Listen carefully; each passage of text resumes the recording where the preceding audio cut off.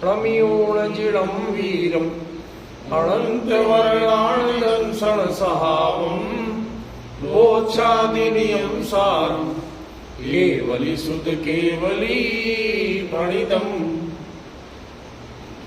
यह नियम सार परमागम, इसका चौथा अधिकार व्यवहार चरित्र अधिकार आज से हम प्रारंभ करने जा रहे हैं।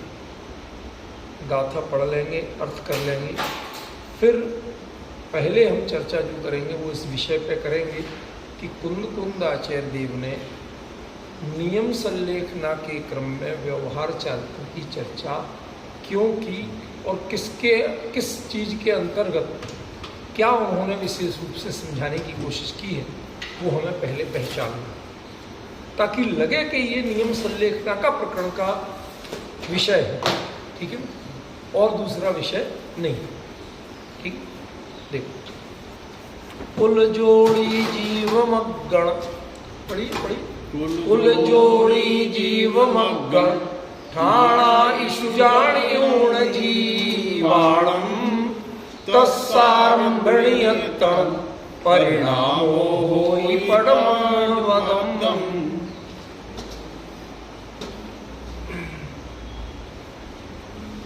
देखिए, पहले शब्दों को हम क्लियर जाने। कुल जोड़ी जीव मग्गण ठाण, कुल स्थान, ये स्थान शब्द सब में जुड़े। कुल स्थान, योनि स्थान, जीव स्थान और मारणा स्थान, इनको हम जीव स्थान को जीव समास के नाम से भी जानते हैं। ठीक है ना, समझो। तो ये कुल से, योनि से, जीव स्थान से, मार्गणा स्थान से जीवाणम जानी हूं, जीवों को जानकर। तो गुण स्थान क्यों उनका भाई, जब मार्गणा स्थान लिया तो गुण स्थान भी होते। आपने जीव समास ले लिया, मार्गणा स्थान ले लिया, गुण स्थान क्यों नहीं कहा? छोटी छोटी चीजें में ध्यान देना सीखना पड़ेगा, ठीक है ना। अभी डॉक्टर साहब को भी क्लियर करूंगा, पहले शब्दार्थ सुन ले, फिर क्लियर करूंगा आपको विषय, ठीक है ना। एक ग्रंथ डॉक्टर साहब को दे दो सचिन,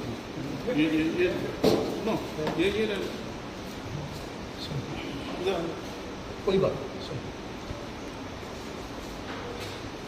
कुल, योनि, जीव और उसके बाद में मार्गणा, इन चार में से भी नहीं, में सप्तमी विभूषण है ना, सप्तमी आता है इन और औन के लिए, में और पर के लिए, ठीक है ना। तो इन चार में जीवाणम जानियूण, जीवों को जानकर। ठाणा मतलब ठाण स्थान कहते हैं, मार्गणा स्थान ऐसा बोलते हैं, उस हिसाब से ठाणा शब्द का प्रयोग इसलिए किया। देखो, इसका आपको स्वरूप भी बता दें, कोई देखो कभी कभी थोड़ा बहुत जान लेना चाहिए। जैसे स्थान शब्द है, ये तो आप जानते हो। तो प्राकृत का एक नियम है कि शुरू में हलंत का प्रयोग वो नहीं करेगा, तो बचा आपका थान, और ता वर्ग को टा वर्ग कर देगा वो, तो ता था टा ठा, तो क्या हो गया? थान। ना कोड़ा होते ये प्राकृत। तो आज भी हमारे यहाँ गाय भैंस जहाँ बांधी जाती है उसे थान बोलते हैं, गाय की थान, भैंस की थान, समझ गए ना। तो ये हमें लोक से ही सीख पाओगे, प्राकृत से जुड़ना है तो लोक के शब्दों में जाना पड़ेगा, हमारी अंग्रेजी और संस्कृत से काम नहीं चलेगा, ठीक है। चलो, तो कुल जोड़ी, जीव, मार्गणा स्थान आदि में जीवों को जानकर, तस् आरंभणीयत्तम, उनके आरंभ, यानी अब आरंभ शब्द बड़ा व्यापक है। आरंभ परिग्रह के लिए भी होता है कि नहीं? शब्द सुना है, आरंभ और परिग्रह।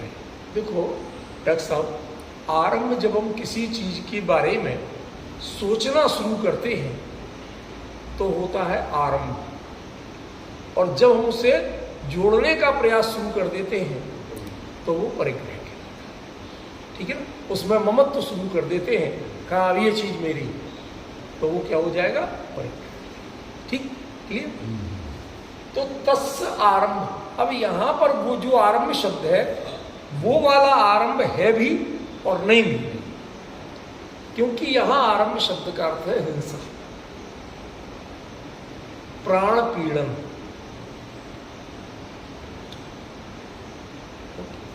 होता है ये भी। इसमें क्या है, जरा सा चेंज करना।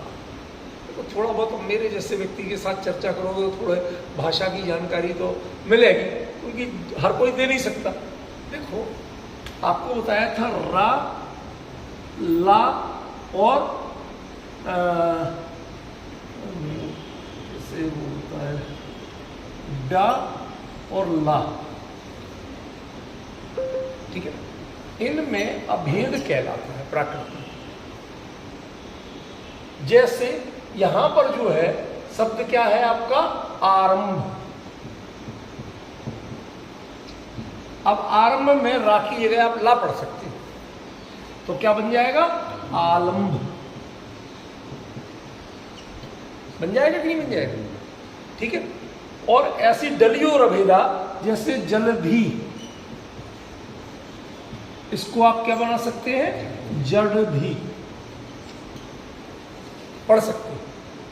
अब आप वैदिक साहित्य में जाएंगे तो वेदों में यज्ञ आदि के समय जो पशु की बलि दी जाती है उस क्रिया का नाम है आलंबन क्रिया।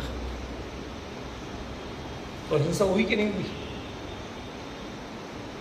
देखो, कहीं ना कहीं शब्द का मेल मिल रहा है। ठीक है, ऐसे ही जलधि, समुद्र, अरे कितना पानी है, कितना काय है पानी, उसमें कोई अकल है, सब खारा रखा, जड़धि उसमें अकल ही नहीं। अब डिफरेंस समझ में आए दो चीजों में, कि किसी किसी को जब ऐसा जो चेंज करने की जो छूट दी है, मतलब उससे वो अर्थ भी निकलते हैं। अब यदि ये आलंबन क्रिया नहीं लेंगे आप, तो यहां आरंभ से वो हिंसा और अहिंसा का अर्थ नहीं निकाल पाएंगे।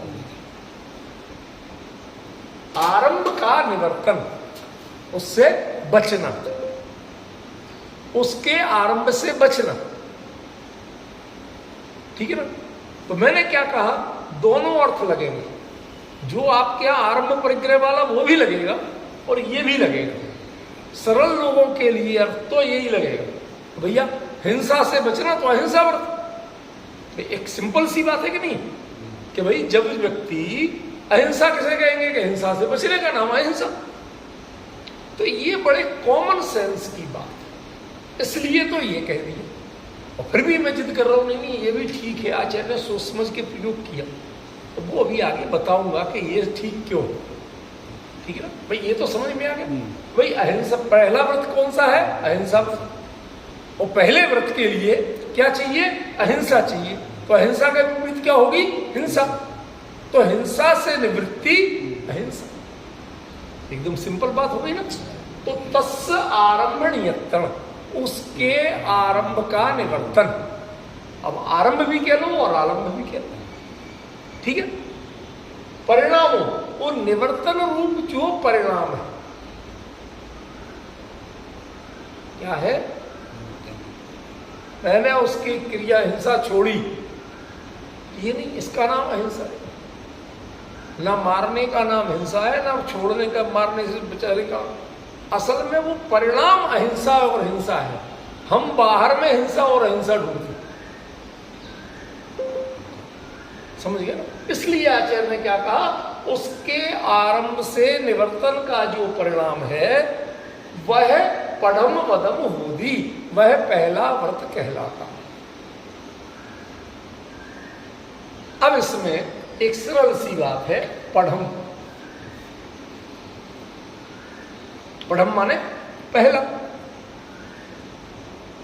अब आप पहला जब शब्द प्रयोग करते हैं तो उसके दो अर्थ होते हैं। जैसे 1 2 3 4 5, तो पहले नंबर पे कौन है, ये। अमित जी। अच्छा, तो अमित जी क्लास में पहले नंबर पे है, अब और तो बदल गया, नहीं बदल गया? भाई गिनती में पहला होना और रैंक में पहला होना, दोनों में अंतर आ जाता कि नहीं? अब यहां पर ये दोनों अर्थ क्या, अहिंसा पहले नंबर का व्रत तो है ही, बट अहिंसा ही असली व्रत है। कहां से बिल आपको कहां लिखा है राजकुमार जी, कहां लिखा है ये कि अहिंसा ही असली व्रत? ये एक बात, अब देखो थोड़ी थोड़ी बात हमारी सुन लेना। अहिंसा परमो धर्मा, ये जैन धर्म का मूल वाक्य ही नहीं है, ये तो महाभारत का मूल वाक्य है। जो चीज बाद में अपने आप, भाई कोई वाक्य आदर्श के रूप में पहली बार कहां प्रयोग हुआ था, तो वहां प्रयोग हुआ था। अपन ने अहिंसा परमो धर्मा बोलते बोलते हमें ऐसा लगने लगा कि शायद ये पक्का जैनों का है, ठीक है ना? लेकिन ये असलियत बता रहा हूं आपको, ऐसा नहीं है, ठीक है ना? और उनके ही पैरेलल बौद्धों के ईसा पूर्व शताब्दी के कवि हुए हैं अश्वघोष। उन्होंने लिखा है पाली में, अहिंसा परमो धर्मोत्ति, अहिंसा पहला धर्म है। पाली में वहां मिलता है और संस्कृत में वहां मिलता है। असल में जैनों में ये बात ज्यों की त्यों तो हमें कहीं मिली नहीं, पर हाँ ऐसे वाक्य मिलते हैं, वो बहुत बाद के मुद्दे की बात पे आ कि अहिंसा ही असल में धर्म है, अहिंसा ही असली व्रत है, बाकी तो सब काम चलाऊ है, कहने के हैं। ये बात कहां से? जी कभी बारात में गया, बहुत गया, दूल्हा छोड़ के गया है। अब समझ में आ गई मैं क्या कह रहा हूं? दूल्हा को छोड़ के जाए तो कैसे सिद्ध कर सकते हो मैं बाराती हूं? वो रहेगा तो बाराती कहलाओगे, वरना तो कौन हो भैया हम नहीं जानते। हो गए कोई डिफरेंस समझ गया ना? तो एक जो प्रमुख है तो आपकी गिनती है, वो प्रमुख छूट जाए तो बाकी की गिनती ही नहीं। ऐसा अहिंसा पहला व्रत, इसकी चर्चा आचार्य अमृतचंद्र सूरी ने पुरुषार्थ सिद्धि उपाय नामक ग्रंथ में की, जो श्रावकाचार्य का ग्रंथ। उसमें कहते हैं कि अनृत वचनादि केवलम उदाहृतम शिष्य बोधाय सत्य अचौर्य ब्रह्मचर्य और अपरिग्रह, ये जो कहे गए हैं ये तो बच्चों को समझाने के लिए है। असल में व्रत तो सिर्फ अहिंसा है। ये पुरुषार्थ सिद्धि उपाय में राजकुमार जी अमृतचंद्राचार्य ने कहा। देखो कुछ चीजें हमें थोड़ी थोड़ी याद रहना चाहिए, आपको वो जानकारियां देना भी मेरा कर्तव्य है, क्योंकि अब अपनी चर्चा में हम नियमित बैठते हैं, चर्चा करते हैं, तो इस चर्चा सत्र के जो स्वाध्यायी हैं उनका भी एक लेवल होना चाहिए। मुझे बहुत दिन पहले की बात याद है, हमारे भाई राजकुमार जी ही मेरे को एक दिन फोन करते, कहते डॉक्टर साहब फला को जानते हो? तो नहीं जानते। अरे वो आए हुए हैं यहाँ, वो तो यहाँ कह रहे हैं कि यार थोड़े बहुत उनसे तो एक बातें पूछ ली, वो कहते हम तो कसम कर ली यहाँ तक किसी कीमत पे नहीं आएंगे। राजकुमार जी सामने बैठे, मैं पीठ पीछे की बात नहीं कर रहा हूँ कि क्यों, अरे यहाँ सुदीप जी ने पढ़ा पढ़ा के ऐसा कर दिया कि वो तो हमारे कान खींचते हैं, परीक्षाएं लेते हैं। अब डिफरेंस समझिए, मतलब किसी चर्चा सत्र के श्रोताओं को भी उनका एक स्तर होना चाहिए, उनकी जानकारियों का एक लेवल होना चाहिए। हम पूरे जो आजकल प्रवचनों की शैली चल गई ना, जिससे मनोरंजन कहते हैं, कोई टीवी में देखता है, कोई समाचार में, कोई फिल्मों में, कोई रील्स में, और कोई ये टाइम पासिंग जोन नहीं है, ये अर्निंग जोन होना चाहिए। क्या अर्न किया, क्या पाया? अब अर्निंग का भी समस्या है, वो अर्निंग में सब लोग पैसा के अलावा अर्निंग नहीं समझते भाई। अकेला पैसा की प्राप्ति ही प्राप्ति, बाकी ज्ञान कुछ मिल गया तो उसकी प्राप्ति नहीं मानते हो। तो चलो एक चीज तो समझिए कि जैन दर्शन में अहिंसा को ही पहला ही व्रत नहीं माना, उससे सर्वप्रथम सर्वश्रेष्ठ प्रमुख माना, बाकी तो सब कहने के हैं। ये बात अमरचंद्र सूर्य आचार्य ने पुरुषार्थ सिद्धि उपाय नामक श्रावकाचार ग्रंथ में कही है। ठीक है, अब तो छोटी सी एक कोई वाक्य तो याद रहना चाहिए, अभी तो रहेगा। चलो बहुत अच्छा। अब इस पर वापस लौट के आते हैं कि आचार्य ने कुल, फिर योनि, फिर जीव और फिर मार्गण। आप घूमटसार जैसे ग्रंथ पढ़े तो उनमें इतने भेद कहे हैं, उन सब भेदों को छोड़ के कुल 4 लिए। कुल लिए, योनि ली, जीव लिए, जीव समास, और मार्गणा स्थान। असल में जीवों के बाहरी संसार अवस्था के प्रकारों का वर्णन, उनकी पहचान इन 4 में ही है। ऐसा गुण स्थान में क्या तकलीफ है? गुण स्थान में जीवों का नहीं है, यहां नहीं है। अरे कैसे नहीं है? गुण स्थान तो जीवों के ही होते हैं, बिल्कुल सही है, गलत नहीं कह रहे आप। लेकिन जो यहां दृष्टिकोण है उसमें नहीं है। क्यों? आपके कौन सा गुण स्थान है ये मैं क्या जानूं? और आपका गुण स्थान जान के क्या हम ये नियम बनाएंगे जिन शास्त्रों में कहीं कि साहब सम्यक दृष्टि हो तो उसके प्राणों को पीड़ा मत देना, और मिथ्या दृष्टि हो तो खूब देना? ये क्या हिंसा की पहचान है? अब डिफरेंस समझिएगा कि गुणस्थान आंतरिक प्रणति का नाम, उसकी पहचान बाहरी चीजों से नहीं, जबकि इन 4 से जीवों की बाहरी अवस्थाओं की पहचान। अब आपको अहिंसा व्रत का पालन करना है, उसके परिणाम करना है, तो आपको पहचान किसकी होना चाहिए कि किस किस रूप में जीव होते हैं और कैसे कैसे हमारे आचरण से जीव को पीड़ा हो सकती दूसरे जीव। इसलिए उतनी चीजों की जानकारी दी जो आपके लिए जरूरी थी, जो इसके लिए जरूरी थी उनकी ही जानकारी दी, बाकी की जानकारी दी। पॉइंट समझिए।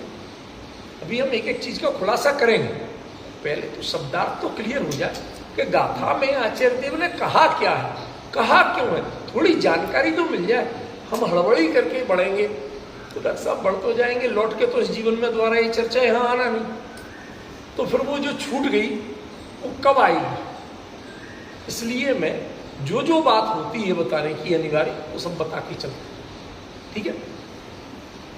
कुल, योनि, जीव और मार्गण, इन 4 स्थान आदि में, ठीक है ना, जीवाणु जानियूं, जीवों को जानकर। अब खरेखर देखो तो दूसरे के जीव को दूसरा जीव जान नहीं सकता, क्योंकि जीव तो है अशरीरी, अरूपी, ज्ञानमय। अब बताओ मैं आपका कितना ज्ञान जान सकता हूं? भाई जो कुछ जानता हूं छोटा मोटा, वो आपके बोल चाल शब्द तो पुद्गल है, शब्द जीव कहां है? समझिए, जो द्रव्य संग्रह ग्रंथ है उसमें पुद्गल की पर्यायों में सबसे पहला शब्द कहा, सद्दो बंधो सुमु थूलो संठान भेदतम छाया उज्जो दादव सैया उग्र दब्बस जाया। ये सारी पुद्गल की पर्याय, उनमें पहला कहा शब्द। समझिए, तो अब आप देखो कि जो शब्द से आप जान रहे हो, ज्ञान के पहचान हम कैसे कर रहे हैं? शब्द। और शब्द क्या है कि वो पुद्गल की पर्याय, वो जीव की पर्याय है ही नहीं। तो बताओ हम कितना जीव को जान रहे हैं? आप नहीं जानने का है।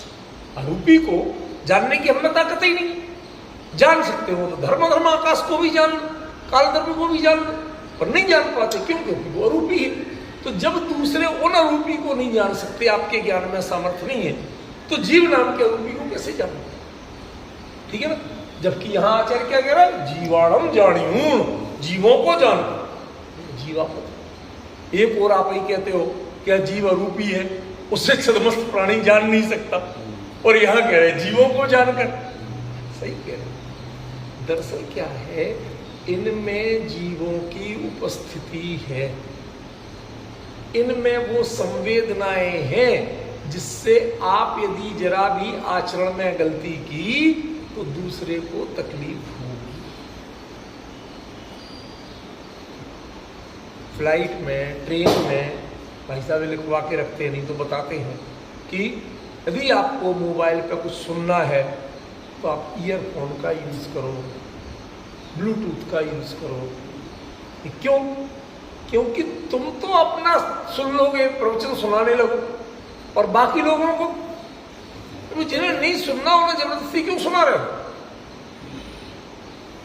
होता कि नहीं होता? तो आपके लिए जीव के उन प्रारूपों को जानना है ताकि आप पहचान सकें, भाई ये जो बैठा है ना ये भी जीव है, भले ही तुम्हें उसका जीव रूप दिख नहीं रहा, लेकिन ये जो बाहरी लक्षण है ना इनसे पहचानो कि ये भी जीव है और इसे भी तकलीफ होती है। ठीक है? अच्छा, ये वैसे पहचान बड़ी ही सीमित, ज्यादा उपयोगी नहीं है। कैसे? एक व्यक्ति संगी पंचेंद्रीय मनुष्य है, तो आप किससे जान रहे हैं? शरीर से ही तो जान रहे हैं ना, देख के। किसके आंख भी है, कान भी है, नाक भी है, मुंह भी है, सब चीजें हैं। तो जब आखिरी की है और जीवन भर सोच विचार के बात करता रहा तो संगी पंचेंद्रीय हुआ कि नहीं हुआ? तो उसका शरीर संगी पंचेंद्रीय था कि आत्मा? यदि शरीर था तो उसका मुर्दा, वो कितने इंद्रिय जीव है? उसमें भी जीव होते हैं, लेकिन वो ज्यादा से ज्यादा 2 इंद्रिय और 3 इंद्रिय, ज्यादा से ज्यादा। जो तरसजीव होते जो कि कृमि आदि जो पड़ेंगी तो वो सब कौन से है? ज्यादातर तो 2 इंद्रिय। 2 इंद्रिय कौन है? कृमि। जो जीव इंफेक्शन होता है, अंदर जीवोत्पत्ति होने लगती है, तो अब बताओ कि उससे व्यवहार कैसा करना, 2 इंद्रिय की रक्षा का कि संगी पंचेंद्रिय की रक्षा का?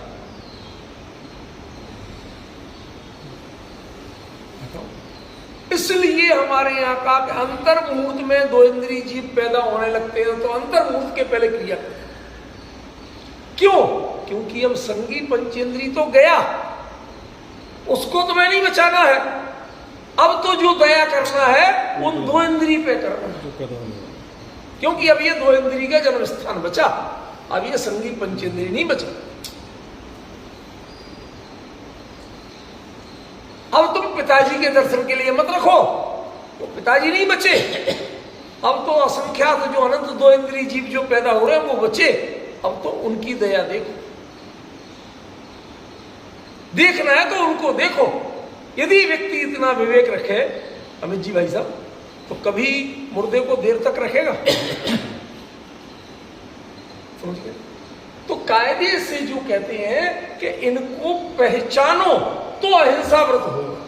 अब हमें पहचान ही नहीं, हम क्या समझते हैं? पिताजी तो गए, अब उन्हें तो कोई नुकसान होना नहीं, अरे आखिरी बार शकल तो देख लो। इतने मूर्ख लोग, माफ करना शब्द खोटे प्रयोग कभी कभी चोट देने के लिए प्रयोग की जाती है दुनिया में। हमारे यहाँ शायद आपके यहाँ चलती नहीं चलती पता नहीं, वो कभी कभी माँ को हमारे मतलब किसी कोई बात मनवाना हो, नहीं मान रहे हो बच्चे, या कोई नहीं मान रहा, तुम मेरा मरा मुंह देखोगे यदि तुमने ये बात नहीं मानी, बोलते थे ना। मतलब मरा मुंह देखना सो नहीं, ये तो क्लियर हुआ एक्सेप्ट करिए भाई। हमें अपने सोसाइटी को कुछ तो मैसेज देना कि नहीं देना, कुछ तो अकल देना, आपके पास आधार तो होना चाहिए। तो जब मरा मुंह देखना शुभ है ही नहीं, तो अब मरे का मुंह क्यों दिखा रहे हो? किसको दिखा रहे हो? अरे वो आ नहीं आ पाई, देख ही लेती आखिरी बार। किसको देख लेती? वो है क्या जिसको देख लेती? डिफरेंस समझ रहे भाई साहब? इसलिए कभी इस मामले में कमजोर नहीं पड़ना, जिसको कहना तो दृढ़ता से कहना कि अब वो 2 इंद्रिय जीव की रक्षा वाला प्रथम व्रत है। अब वो पंचेंद्रिय नहीं है, संगी नहीं है, वो मात्र 2 इंद्रिय, 2 इंद्रिय का जन्म स्थान। असंख्यात और अनंत 2 इंद्रिय जीव पैदा हो, अब तुम्हें बचाना उनको है। अब ना तेरे बापू वो है और ना बापू को जला रहे तुम, ना बापू को बचा रहे। सच बताओ, कभी ऐसे सोच सकते हैं? हमारे सोचने की आदत है क्या? ये होता है मोह। मोह कभी जानने नहीं देता, इसलिए आचार्य ने शब्द प्रयोग किया जानी हूं। तो जानना भले आदमी क्यों नहीं जानता? कोशिश करके जान, प्रयत्न करके जान, पर जान। क्लियर हुई? कैसे बात समझ में आई? देखो, अभी इन चार को समझाएंगे। पहले जानी हूं जीवाणु। अब जीव को जब हम असल में नहीं जान सकते, पर उनकी मोटी मोटी पहचानों को जानो कि दो इंद्रिय है। अब जैसे मारना है तो गई इंद्रिय सुखाई, जोगे वेदे कसायणाणे ठाणे। अब गई गति के साथ, गति भी एक मारना। आप मनुष्य गति के जीव, वो त्रियंच गति के जीव, वो नरक गति के जीव, वो देव गति के जीव हैं। तो जीव ना, तो जीव ही तो कहते हो, तो कुछ और कहते हो। तो गति से भी जीव हो जाओ। इंद्रिय, एक इंद्रिय, दो इंद्रिय, तीन इंद्रिय, चार इंद्रिय, इनसे क्या जान रहे? शरीर को तो जान नहीं, भले ही शरीर से देख रहे हो आप, लेकिन पहचान तो जीव की करते हो। नहीं इंद्रिय, काय, काय किसे कहते हैं? तरस काय, स्थावर काय, बोलते कि नहीं बोलते? वनस्पति, वनस्पति काय, अग्नि काय, जल काय, वायु काय, ये सब बोलते कि नहीं बोलते? तो इनमें जीवपना को देखते हो कि काय को देखते हो? ठीक है ना भाई, बिल्कुल क्लियर। तो ये सब आप इनमें जीवों को जानकर, अब हमें बहुत में तो जीव दिखते ही नहीं। हमने आराम से पंखा चला दिया, अब हवा के जीव आपको दिख रहे, कितने कट रहे, कितनों को पीड़ा हो रही आपको दिख रही? कुछ नहीं दिख रहा। नल टपक रहा आपको दिख रहा? तो दिख रहा है, एक मिनट में एक बूंद पानी टपक जाता है, इसी के लिए हैरान हो रहे हैं। इतने के लिए भी प्लम्बर बोला 500 रुपये लेगा। अरे भैया, प्रति हर मिनट में जीव की हिंसा हो रही है, वो टपक के यहां, वो जलकाय है। हम अकेले पानी की बर्बादी के लिए नहीं, हम जलकाय की हिंसा रोकने के लिए वो सावधानी बरतने को कहते। समझिए, पहले जीवाणी होती थी, अब आज तो करोगे कहां? नल के अंदर जाती नहीं, और बाहर कहीं भी डालोगे तो उसे जीवाणी नहीं कहते, भले डालते रहो। क्योंकि जहां से, जिस सोर्स से वो पानी आया है, उसके जीव उस सोर्स में, वो उसका नेचुरल एटमॉस्फेयर है, वहां वो जिंदा रह सकता है। इसलिए कुएं का पानी जो पवित्र कहते थे, उसका एक कारण था और कोई कारण नहीं था। कुएं का पानी कोई सामान्य पानी से पवित्र नहीं होता। जीवाणी उसमें डाल सकते हो जो होती थी। हमारे यहाँ बचपन में बहुत पढ़ा हम लोग बोलते थे, पर समझ में नहीं आता था ना, बच्चे थे, बहुत बाद में समझ में। हम लोग क्या करते थे, वो स्लेट होती थी, डॉक्टर साहब ने लिखा स्लेट में, हाँ, तो वो स्लेट को धोना पड़ता था। अब जो धो लेते थे नल के नीचे जाके धो आते थे, मास्टर क्या धो क्या, तब लिखना अगला है, इसमें कहाँ लिखोगे? तो धो के आए। अब धो के आए तो वो गीली है, गीली पे लिखा नहीं जाता, तो ऐसे हिलाते थे उसको, नदी का पानी नदी में जाए, मेरी पार्टी सूख जाए। इसके पीछे अर्थ नहीं समझे आप। नदी का पानी नदी में जाए, नदी का पानी नाली में जाए तो पाप कर रहे हैं, जीव हिंसा कर रहे हैं। अब आप डिफरेंस बने, क्या पानी लाए कहीं का और जीवाणी कर रहे कहीं। हमने देखा बचपन से मां को, वो एक बर्तन अलग रखा रहता था, उसमें एक लोटा आधा लोटा पानी वो डाल देंगी, जो पानी लाइन छान के आधा लोटा डाल देंगी। अब वो पानी का वही सोर्स हो गया जो पानी आया। अब जितनी बार पानी छाना, जीवाणी करके उसमें डाल दें। अब वो काय की है, वो जीवाणी की कसैड़ी बोलते थे, कांसे की होती थी ना, इसलिए कसैड़ी बोलते थे, ठीक है। तो वो उसमें इकट्ठा करते जाएंगे, फिर वो लेके जाती थी कुएं पे, वो पहले डालेंगी, फिर पानी नया खींचेंगी, छानेंगी, उससे उसको धो लेंगी। जहां का पानी वहीं जाए। वो जलकाय का जीव जहां, जलकाय भी भिन्न भिन्न है। आपको डॉक्टर साहब पता नहीं होगा, आपको खासतौर पर आकर्षण रहता है इसलिए कि आपको जानकारी तो मतलब बहुत सी चीजें आपको नहीं पता। हमारे मुनिराज जब चलते हैं तो उस समय इतनी एरिया समिति तो दुनिया को दिखती है कि 3 साढ़े 3 हाथ जगह देख के चलना, किसी जीव की हिंसा नहीं हो जाए, उस पर पैर नहीं पड़ जाए। अकेले ये एरिया समिति का पक्ष नहीं है, उसमें ये भी है कि मिट्टी का रंग यदि बदलने लगे, आप पैदल विहार कर रहे, यहां तक मिट्टी काली थी, गहरी काली, आगे भूरी आने लगी, तो वो कहते हैं जहां से भूरी मिट्टी शुरू हो रही है या पीली मिट्टी शुरू हो रही है या लाल मिट्टी शुरू हो रही है, समझ गए, आप वहां खड़े होंगे, पिच्छी से पूरा शरीर बुहारेंगे, वहां के हवा के और मिट्टी के जो जीव, अब ये उनके लिए परिस्थितियां बदल रही हैं, तो आप उनको वहीं छोड़ के आएंगे, वो वहीं जी सकते हैं या नहीं जी सकते। और सच बताओ, किसी के कमेंट्स के लिए नहीं कर रहा हूं, चुपचाप कभी आज के जो विहार करते ना, उनके साथ कभी चल के देखना। मैंने तो आज तक किसी को देखा नहीं कि इस चीज की परवाह की हो किसी कई बहुतों बनाया। आप बात समझ गए ना? तो ये जिनवाणी की बात बता रहा हूं कि हमारे यहां ये जीव, इन सब में जीवों को जानो, वो सारी चीजें इसमें आने वाली हैं, और जानने के बाद उनके आरंभ, उनके आलम्ब, उनकी हिंसा, उनकी प्राण पीड़ा, इसके निवर्तन, इससे निवर्तन करो भैया, दूर रहो। समझ गए? एक वर्तन माने उसमें प्रयोग करना, उसमें रहना, और निवर्तन माने उससे हटना।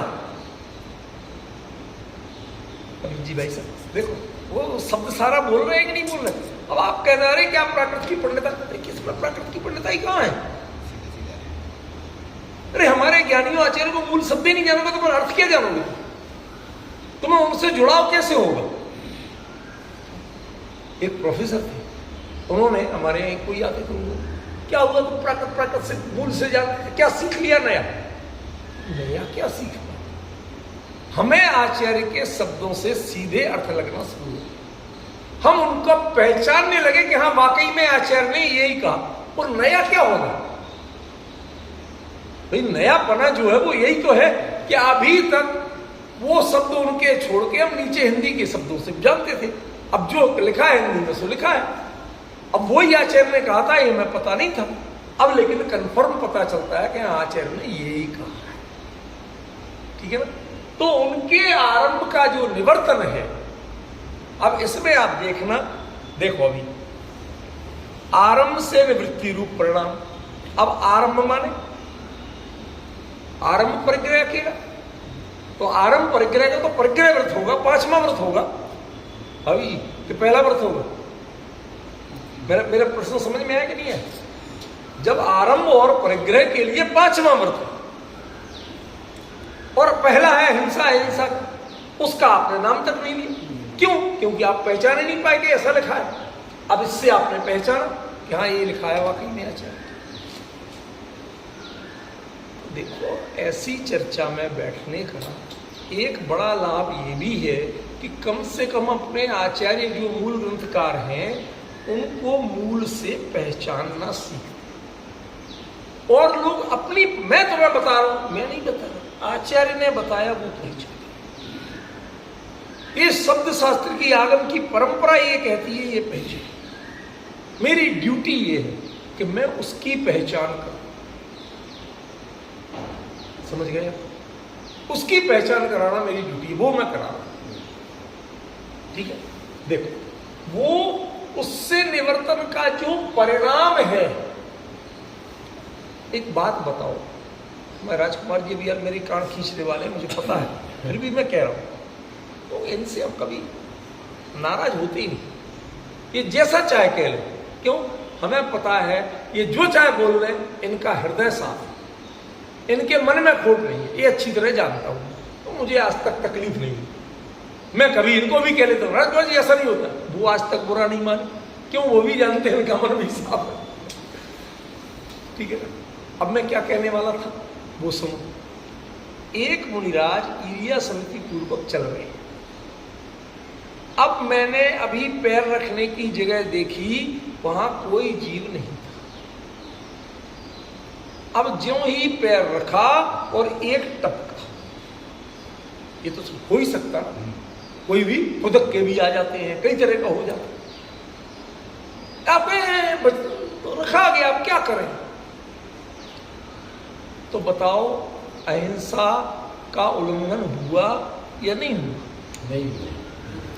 क्यों नहीं हुआ? परिणाम नहीं। ये इसलिए आचार्य ने क्या कहा, उसके आरंभ से निवर्तन के परिणाम का नाम अहिंसा है। आप आरंभ से कितना बचोगे? बोल रहे तो वायु का एक उनसे जल का एक हिंसा है कि नहीं?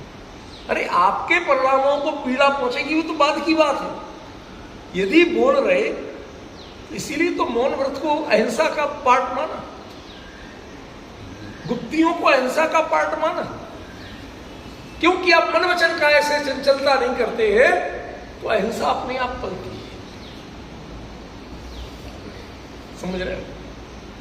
तो इसलिए आचार्य ने क्या कहा, इनके आरंभ से बचना ही अहिंसा नहीं है, उसके आरंभ से बचने का जो परिणाम है वो परिणाम पडम वदम होई, वो प्रथम व्रत है।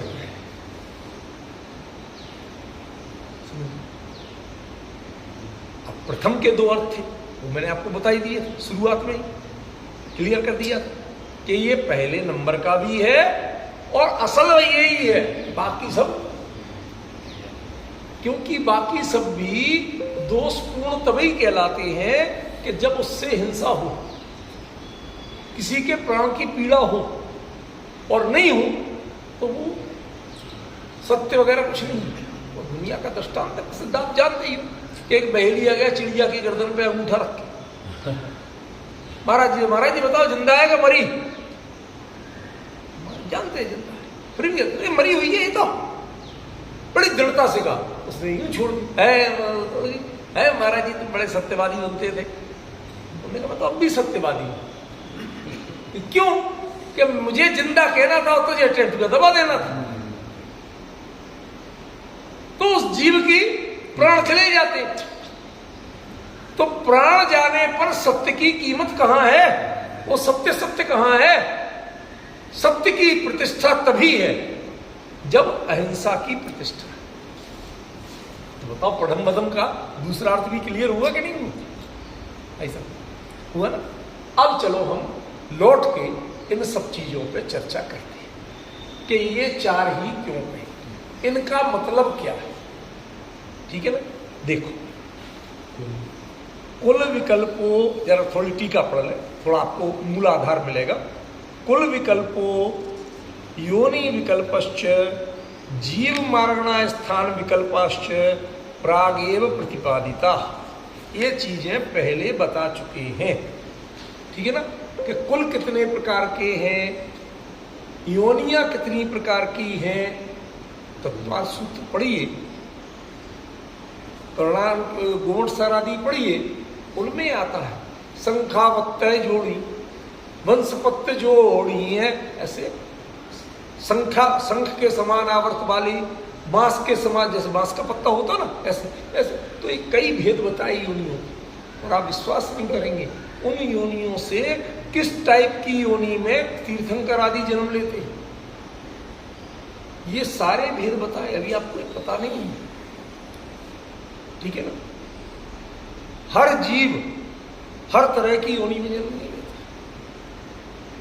वो भी एक पात्रता है, वो भी एक क्वालिटियां हैं, बहुत सारी चीजें हैं। तो कितने कुल 84,000 84 लाख, इस शब्द संख्या सुनी कि इतनी योनि है।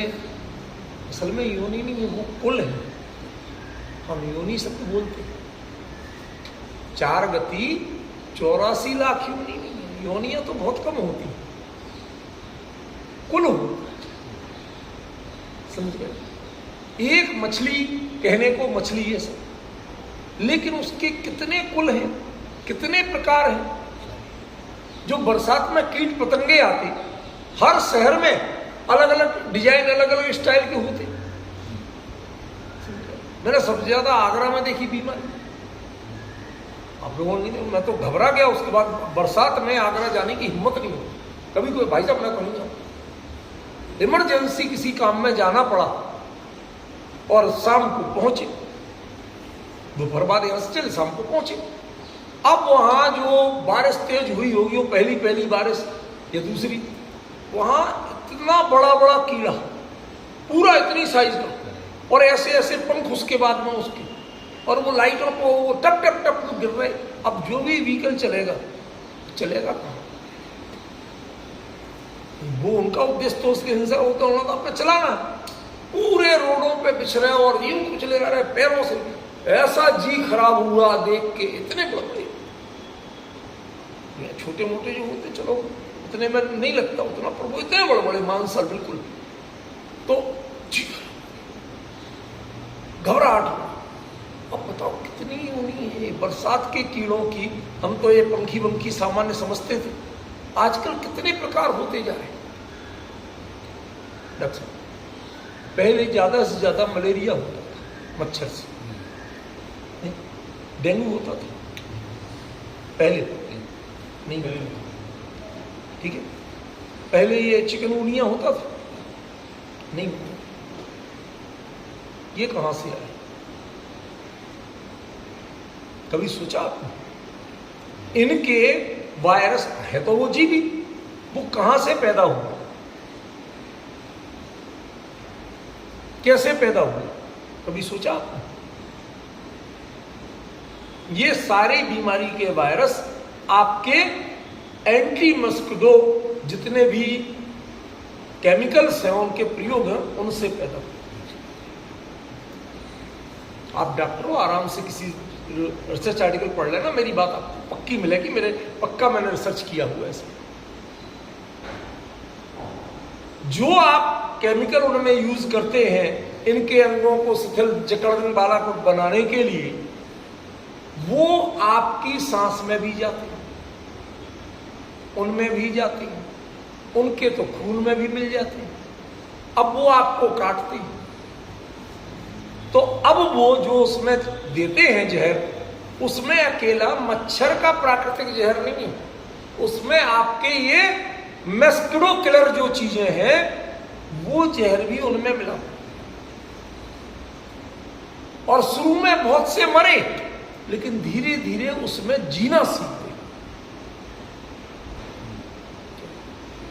आप अभी सहारा रेगिस्तान या जैसलमेर के रेगिस्तान के 55 डिग्री में जाके पड़ जाओ तो जीना मुश्किल हो जाए। लेकिन वहां कई ऐसे सूरमा हैं कि जो राजस्थान के मैंने देखे हैं, जो जब तेज लू चलती है 55 डिग्री में, तो अकेले आंख मुंह थोड़ा सा ये कवर करते हैं ताकि मुंह में रेत हो, तो रेत ही रेत उड़ती है, और बाकी खुले बदन उसमें चलते हैं। कहते शरीर लोहे जैसा हो जाता है, मजबूत उसमें चलते हैं,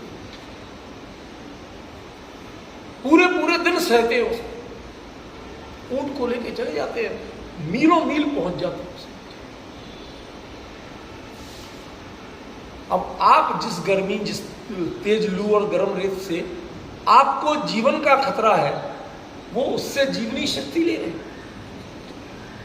इसका मतलब जो किसी के लिए घातक है, किसी के लिए वरदान भी, समझिए। वो जहर जब जाता है तो शरीर की प्रकृतियां बदलती कि नहीं बदलती? तो मच्छरों की प्रकृतियां भी बदल गई। अब जो उससे जहरीले वायरस पैदा हुए, उसमें आपका दिया हुआ जहर था।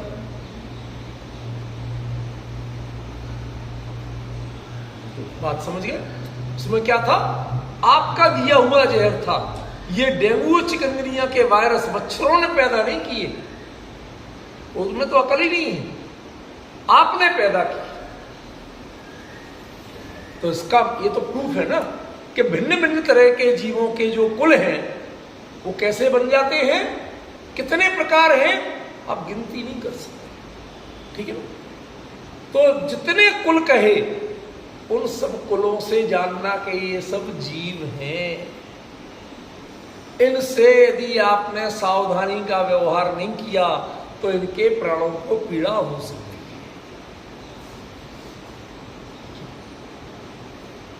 कई लोग कहते हैं कि साहब मंदिर में दीपक और धूप जलाने का क्यों निषेध करते हैं। एक अस्थमा के पेशेंट को बिठा के फिर जला के दिखाओ आप, जितनी चाहे शुद्ध धूप हो और जितने चाहे देसी घी का दीपक हो। डॉक्टर साहब गलत कह रहा हूं? होगी तकलीफ की नहीं होगी? और वो तो इतने बड़े शरीर का धारी, संगी पंचेंद्री, 5 साढ़े 5 फीट का, और जो इतने इतने से कीट पतंगे हैं उनका क्या होगा? उनके तकलीफों की कभी आपने कल्पना की? कि जब जानोगे तब तो तकलीफ लगेगी, तब तो बचना चाहोगे, बचाने के परिणाम होंगे। जब जानोगे ही नहीं कि ये कुछ है तो हमें परवाह कहां हो। मुनि आज जानते हैं कि यहां मिट्टी का रंग बदल रहा है तो यहां के जीवों की जाति बने, तो वो करते हैं। आप चलते हो, आपने कभी आज तक की? क्यों भाई? ट्रेन में नियम लागू कर दे तो ट्रेन चला पाओगी?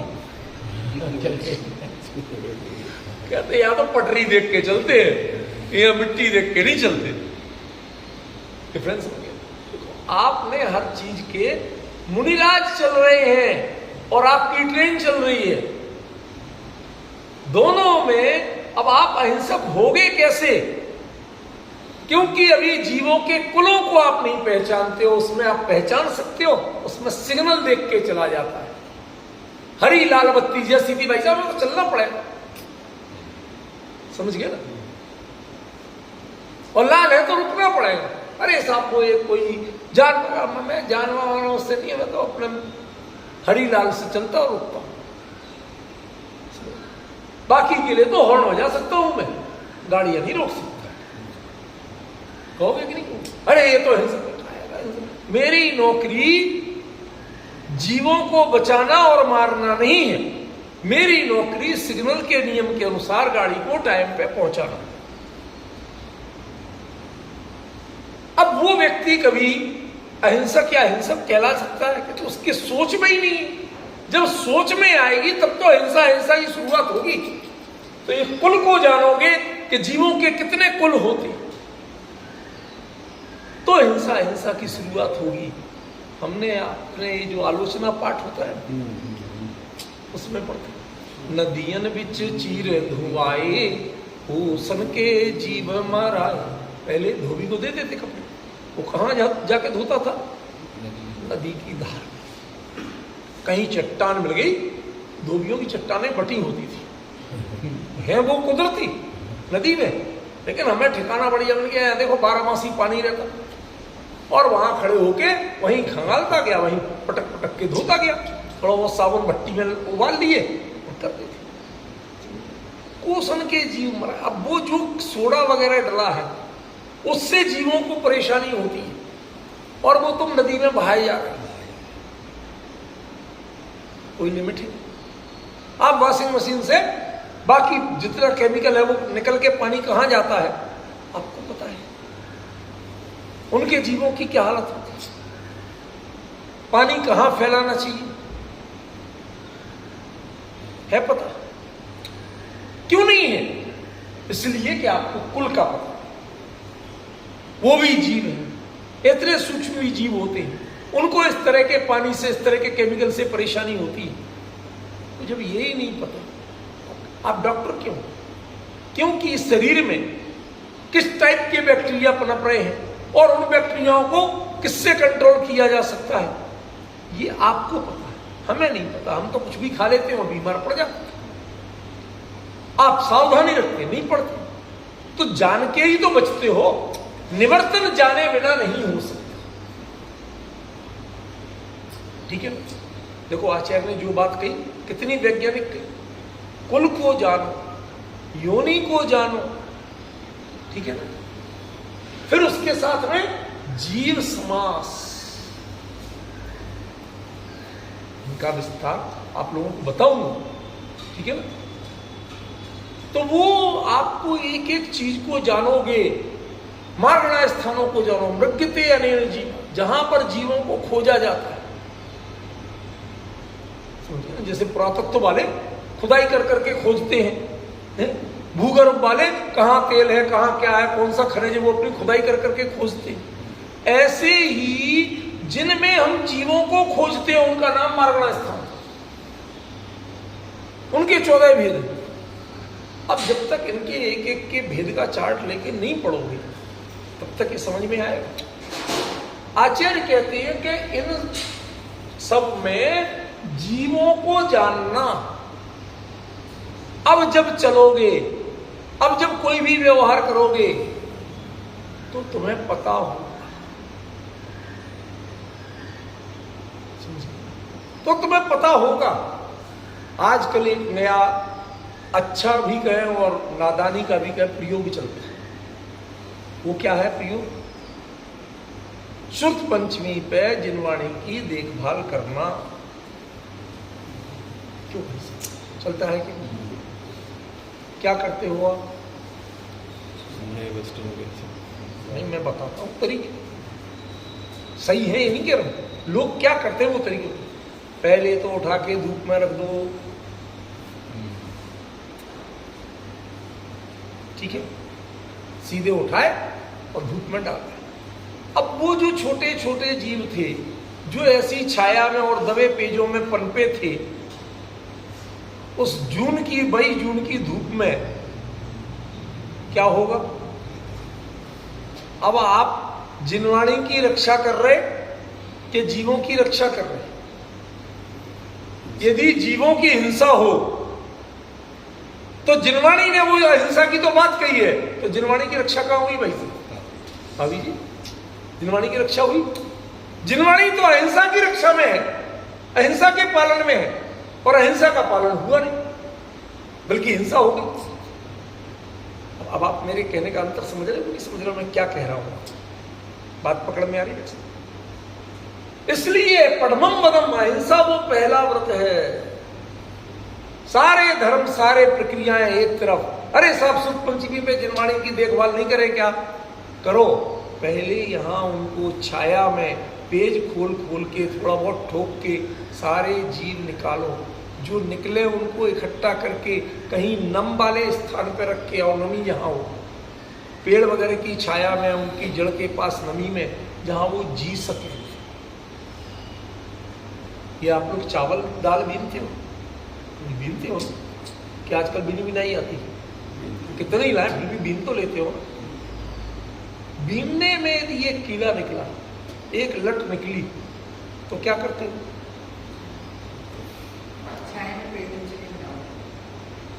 अधूरा काम करते।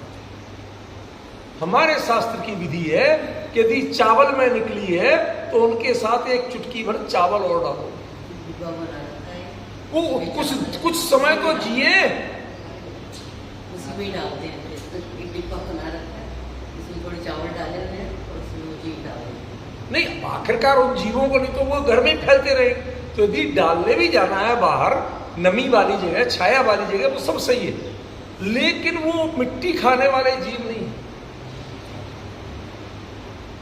वो पानी पीने वाले जीव नहीं है। बताओ, दाल चावल में जो पड़ते हैं उसमें पानी होता है क्या? नहीं होता, फिर कैसे जीते? वो बिना ही पानी के जीने वाले जीव है। समझ गया? तो जो पदार्थ वो खा रहे थे, जिसमें वो पैदा हुए थे, वो थोड़ा वहां छोड़ना,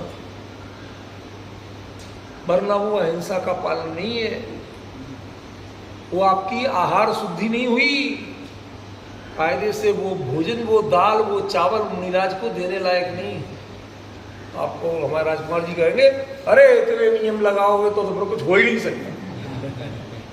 मत घबराओ राजकुमार जी, पहचान तो करोगे, जब इनको जानोगे तभी तो निवर्तन होगा। यही तो गुंदाचार्य कह रहे, अरे तुमने जाने ही नहीं, विचार करने को तैयार नहीं, सब शुद्ध है।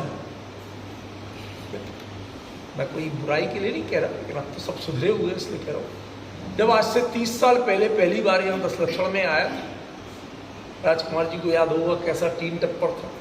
कैसे भगवान विराजमान नाई वाला के मंदिर से आते थे 10 दिन के लिए, भगवान 10 दिन बाद वापस जाते थे।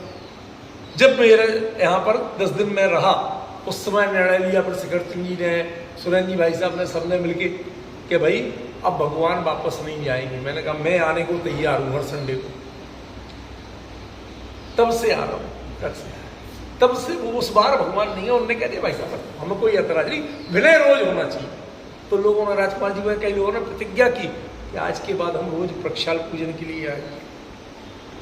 डॉक्टर साहब आप तो अभी जुड़े, उस समय के लोगों को एक एक का हम याद करते रहते, किस किस तरह से भाव से लोग करते थे। अम्मा जी जिस तरह से बैठती थी डॉक्टर साहब की, क्या गजब भाव। जब तक भगवान का प्रक्षाल पूजन नहीं हो जाए हिलेंगी नहीं। यदि कोई प्रक्षाल करने वाला नहीं आया तो उनके मन में लगी रहती थी, है आ गया भाव कर, और खड़ी हो जाएंगी ऐसे खुद अपने हाथ से। जो उनके उत्साह और जो बहुमान का भाव है, हमें लोगों से सीखना चाहिए। समझ गया? उस समय जब आना शुरू किया तब से जुड़ा, उस समय की परिस्थितियां देखी। आज आप इतने बड़े बड़े, पहले जरा सा था, और वो एस्बेस्टस की चद्दर का बिल्कुल जरा हाथ ऊपर कर दो छत पे लग जाए, ऊपर पंखे नहीं लग सकते, लाइट प्रॉपर नहीं, जमीन कच्चे, ऐसी सीढ़न, 100 बातें रहती थी। होते होते मैंने कहा मैं छोड़ूंगा नहीं। आप लोग जिस दिन मना कर दो उस दिन की बात दूसरी, वरना मैं नहीं छोड़ूंगा। यहां जब से वचन दिया था आज तक, अभी जी समझ में आ रहा है, ये उनको दिया हुआ वचन है। वो तो भी तरह की उन्हें कोई लेना देना नहीं है, सही है, लेकिन हमें तो अपने भावों की। तब से मैं कंटिन्यू यहां बैठेंगे, लोग पसंद नहीं करते, आपको मत करो, लेकिन मैं शास्त्र की बात करूंगा, जिनवाणी की बात करूंगा, जिन धर्म की बात करूंगा, मैं अपनी बात नहीं करूंगा। उन परिस्थितियों से कैसे कैसे संस्कार लिए लोगों, कैसे कैसे बदले। उस 10 लक्षण के बाद उन्होंने कहा भाई यहाँ क्षमावाणी का पर्व होगा, जोरदार हम लोग मनाते हैं, आप जरूर भोजन आप यहीं करें। सागर में कह रहे हो, हाँ जी। अब मैं सुबह से आ गया परिवार से, अब वो प्रोग्राम के नाच गाना ठीक है, बच्चों को जोड़ने का चलता है। अब वो 3-4 घंटे 5 घंटे प्रोग्राम चला, बैठे रहे, उसमें थोड़ा हमने भी बोल लिया। अब उसके बाद में चलो भोजन सब लोग करने लगे। गए तो मैं ऐसे देख रहा, अरे डॉक्टर साहब हम लगा के, तुम लगा के नहीं लो, पहले मैं देखूंगा। अब उसमें सब शुद्ध बना था, चने पानी के आलू अरे भाई साहब मैंने आंखों देखी बात कहना, झूठी बात मत कहो। मैंने एक बात बताऊं, उस बार शिखर चंद जी को ये कहा, हमने कहा भाई साहब मैं तो यहाँ कुछ ले नहीं रहा, और आगे कभी तब बुलाना कि जब पहले नियम कर लो कि जैन भोजन बनेगा, दूसरा नहीं बनेगा। तो वो खाते थे ऊपर वाले, उनके लिए बनते हैं भाई साहब। ये क्षमा, हमारा पहला प्रोग्राम ही क्षमावाणी के समय आपके यहाँ भोजन के कार्यक्रम पे आना हुआ था, उसके पहले नहीं हुआ। तो 30 साल पुरानी बात बता रहा हूँ। उस समय ये आप ऐसा ना सुरेंद्र जी पूछ लेना, मुझे क्या कहना, अभी उस समय के हैं। मैं कोई जिनवाणी की गद्दी पे बैठ के भाई साहब ये कोई, जहां से मैं इतना जुड़ा हुआ वहां के बारे में, पर इन लोगों का भी भाव देखो। शिखर सिंह जी ने उस समय प्रतिज्ञा की, नहीं डॉक्टर साहब आज के बाद कभी ऐसा नहीं, समझ गए, कभी ऐसी चीज नहीं बनेगी। जैन भोजन आप लोग लिखवा दो क्या बनेगा, वो आपकी प्रेरणा का दही बड़े में, हाँ वो भी नहीं होगी। तो ये जो चीजें हैं, ये जैन धर्म का, ये उनमें जीव होते हैं, ये पहचाने हुए, जब तो उनसे निवर्तन करोगे, नहीं तो अहिंसा व्रत की भावना आएगी कहां से। डिफरेंस समझ रहे? तो ये गाथा जो सिखा रही है हमें कि जब तक जीव कहां कहां किस किस रूप में पाए जाते हैं, ये ही नहीं पहचानोगे तो उनकी दया करना, अहिंसा करना, उनकी हिंसा से बचना, ये सोच कहां डेवलप है। जिनको यही पता नहीं है कि दही दाल और मुंह का सलाइवा मिलने से त्रसजीव की उत्पत्ति होती है, कैसे समझें और कैसे समझाएं? भाई साहब इसमें तो कुछ भी नहीं है, देख लो।